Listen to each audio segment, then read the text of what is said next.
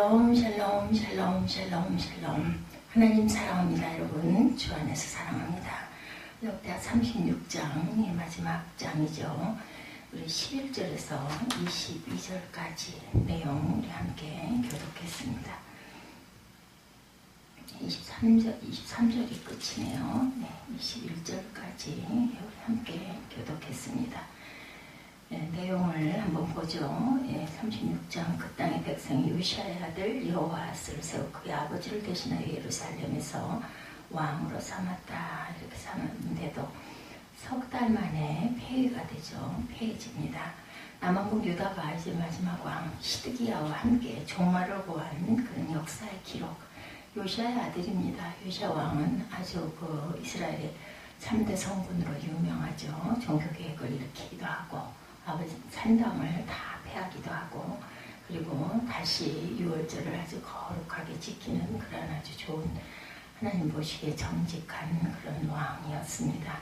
신앙개혁 운동을 펼쳐서 정말 이스라엘 역사에 아주 하나님을 온전히 섬기는 그런 부분을 심고 간 그런 왕이죠. 그런데 그만 누구와 무기토에서 싸우다가 중상을 입고 예루살렘으로 돌아와서 죽죠. 요시아 때 유다 왕국은 바벨론이 신흥왕국으로 부상하고 아수르가 쇠약해진 틈을 타서 독립을 구가하고 있었습니다. 그런데 바벨론이 강성해지는 것을 원치 않은 이집트가 아수르를 도와서 바벨론과 싸우기 위해 유브라데 강에서 갈그마스로 향해 진격해오죠. 유다를 침공하고 육보이던 아수르가 빨리 망하기를 바랐을 요시아는 이집트가 아수르를 돕는 것을 막기 위해서 갈그마스로 향하던 이집트의 바로 누구의 군대를 중간 지점인 무기토에서 저지하려고 했습니다. 근데 여기서 그만 화살을 맞게 되죠. 이 요시아의 패배로 유다는 이집트의 간섭 아래 놓이게 됩니다. 유다 백성은 요시아의 아들 여호아스를 세워 그의 아버지를 대신해서 예루살렘에서 왕으로 세웠지만 예루살렘에서 다스린 지 석 달 만에 이집트 왕에 의해 폐위가 되고 맙니다. 역대상 3장 19절에 따르면 요시아에게는 아들이 넷이 있었는데 맏아들이 요하난이고 둘째는 여호와 야김이었고 셋째는 시드기야이고 넷째가 살룸이었습니다. 넷째 살룸이 여호아하스입니다. 막내가 왕위에 오릅니다.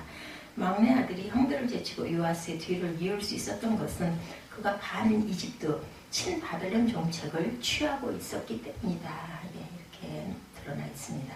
그래서 유다를 이긴 이집트는 반 이집트 성향의 여호아스를 폐위시키고 그의 둘째 형 여호야김을 유다의 새 왕으로 삼습니다. 이집트에 폐위된 여호아스는 붙잡혀 이집트로 끌려가서 거기서 죽습니다. 유다 왕국의 국권이 사실상 외국에 넘어간 치욕스러운 망국의 역사가 시작이 된 거죠. 이집트에서 왕이 된 여호야김은 예루살렘에서 11년 동안 다스렸지만 그 사이에 국제정세는 완전히 바뀝니다. 아수르와 이집트 연합군은 바벨론과 갈그마스 전투에서 대패했으며 아수르는 멸망하고 바벨론은 새 맹주로 천하를 호령하게 됩니다. 바벨론 왕 느부갓네살은 예루살렘으로 군사를 몰고 올라와서 이집트가 유다 왕으로 세운 여호야김을 폐위시키고 쇠사슬로 결박해서 바벨론으로 끌고 갑니다. 그 후 그의 죽음에 관해서는 알려진 바가 없는데 당대의 예언자 예레미야 22장 18, 9절에 이렇게 예언한 바가 있죠. 그러므로 야훼께서 유다의 왕 요시아의 아들 야훼김에게 대하여 이와 같이 말씀하시니라. 무리가 그를 위하여 슬프다 내 형제여 슬프다 내 자매여 하며 통곡하지 아니할 것이며 그를 위하여 슬프다 주여 슬프다 그 영광이여 하며 통곡하지도 아니할 것이라. 그가 끌려 예루살렘 문 밖에 던져지고 나귀같이 매장함을 당하리라.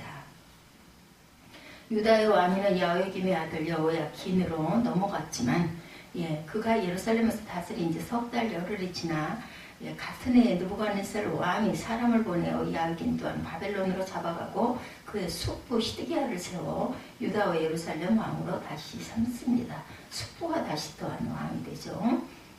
따라서 요시아 이후의 마지막 네 왕은 여호야긴을 빼고는 세 명이 모두 요시아의 아들입니다.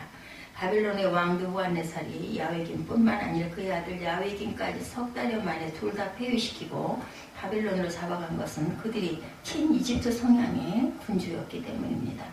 바벨론이 그 대신 시드기야를 유다의 새 왕으로 삼은 것은 시드기야가 친바벨론 정책을 폈다가 이집트에 의해 폐위돼서 이집트로 잡혀가서 죽은 여호아하스 같은 어머니 허무달락에서 난 2살 위형으로 아우 여호아하스처럼 친바벨론 정책을 취할 것을 기대했기 때문인데 유다 왕국의 국권은 이제는 완전히 주변 열강에게 그만 유린을 당하고 맙니다.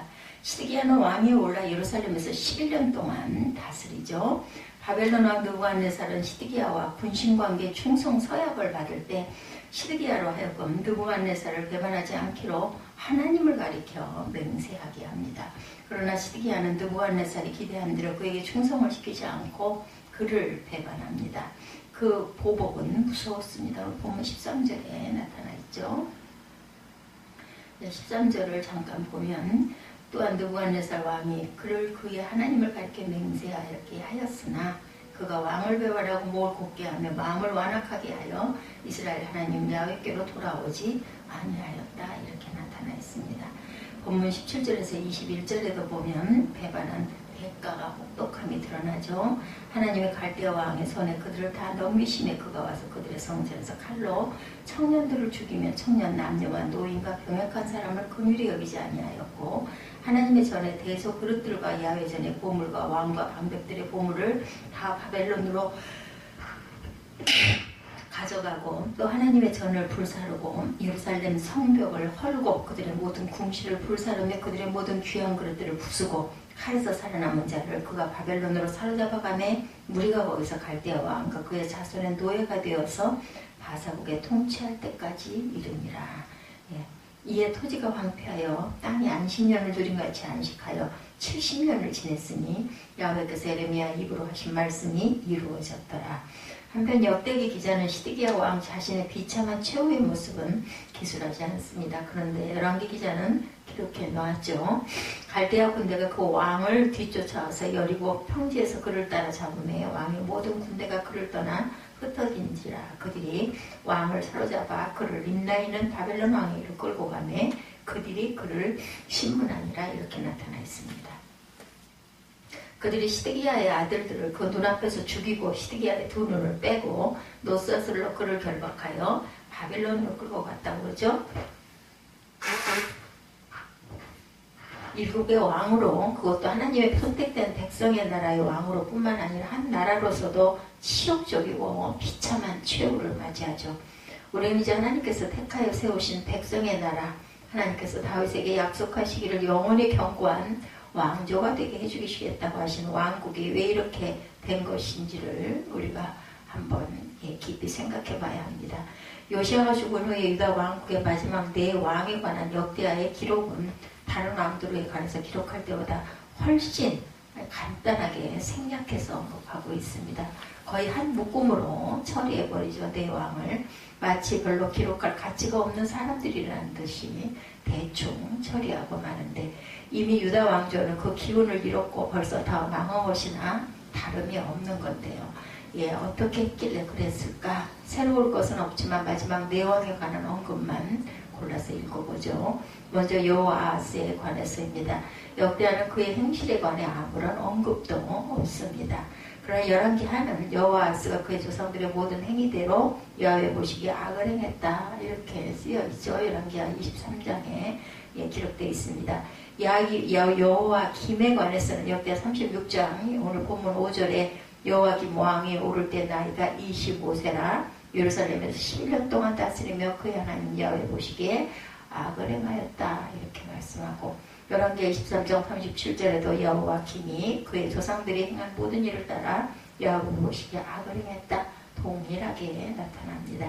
여호와김에 관해서도 역대하 30장 오늘 본문 9절에 여호와김이 왕이 오를 때 나이가 8세라 예루살렘에서 석 달 열흘 동안 다스리며 야훼 보시기에 악을 행하였더라. 그리고 열왕기하 24장 9절에도 여호와야김이 그의 아버지의 모든 행위를 따라서 야훼께서 보시기에 악을 행했다. 이렇게 나타나 있습니다. 하나같이 하나님 앞에 악을 행했다는 평가. 마지막 시드기야에 관해서도 열왕기하 24장 19절에 그가 야훼김의 모든 행위를 따라 야훼 보시기에 악을 행한지라 이렇게 드러나죠. 그런데 시드기야에 관한 역대하의 기록에는 한 가지 주목할 언급이 있습니다.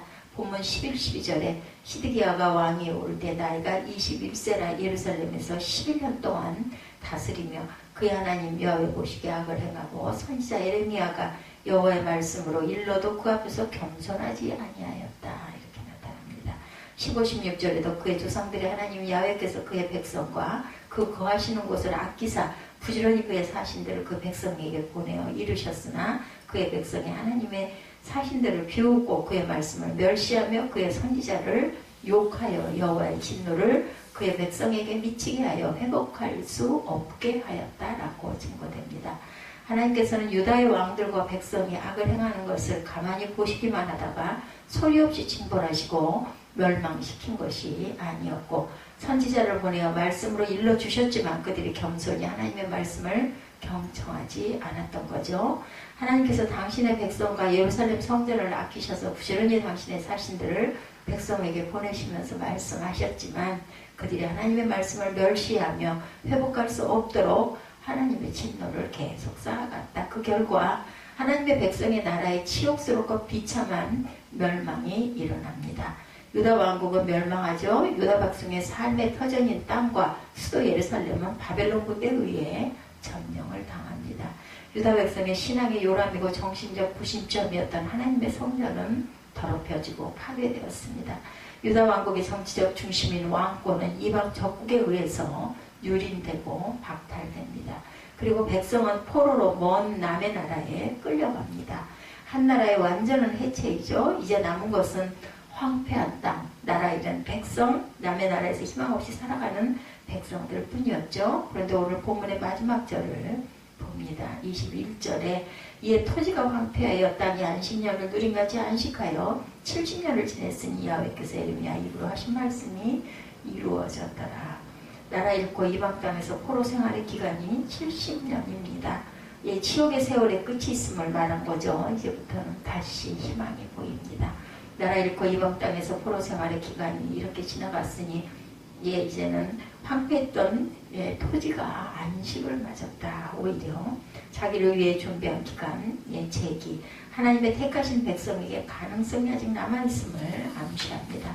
그 남은 희망은 어디에 있을까? 오직 하나님께밖에 없죠.